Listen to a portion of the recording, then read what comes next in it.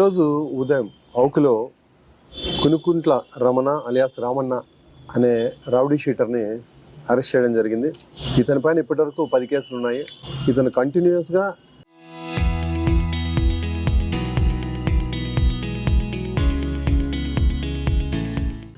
Breach of piece మరియు సంఘ విద్రోహ చర్యలకు పాల్పడుతున్నాడు. సమాజాన్ని ప్రజల శాంతి భద్రతకు భంగం కలిగించడమే కాకుండా సమాజంలోని వ్యక్తులను భయభ్రాంతకు గురి చేయడం వలన ఇతని పైన ప్రివెంటివ్ డిటెన్షన్ యాక్ట్ కింద అరెస్ట్ చేయడం జరిగింది. గతంలో కూడా వాహనానికి పోలీస్ అని బోర్డు పెట్టుకొని తిరగడము, అమాయకుల్ని బెదిరించడము, ఇంకా అన్రిపోర్టెడ్ కేసెస్ చాలా వరకు ఉన్నాయి. ఫోర్జరీ కేసులు ఉన్నాయి. ఇతని పైన మర్డర్ కేసు ఉంది, అటెంప్ట్ మర్డర్ కేసులు ఉన్నాయి, పోలీసుల పైన దాడి చేసిన కేసులు ఉన్నాయి.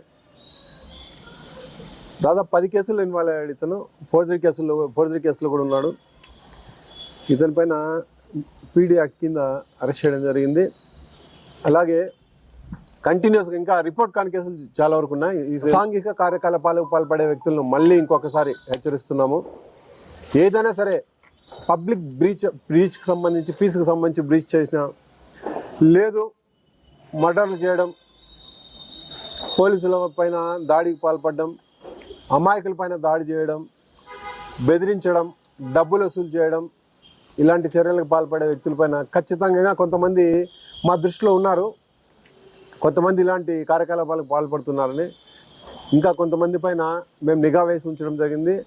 వాళ్ళ మీద కూడా భవిష్యత్తులో పీడీ యాక్ట్ కింద కేసు కట్టి పంపించడం జరుగుతుంది. పీడీ యాక్ట్ కింద ప్రెస్ మీట్లో మళ్ళీ ఇంకోసారి చెప్పడం ఏమంటే, ఎవరైనా సరే ఇలాంటి అసాంఘిక కార్యకలాపాలకు పాల్పడితే వాళ్ళని అంత సులభంగా వదిలిపెట్టడం జరగదు.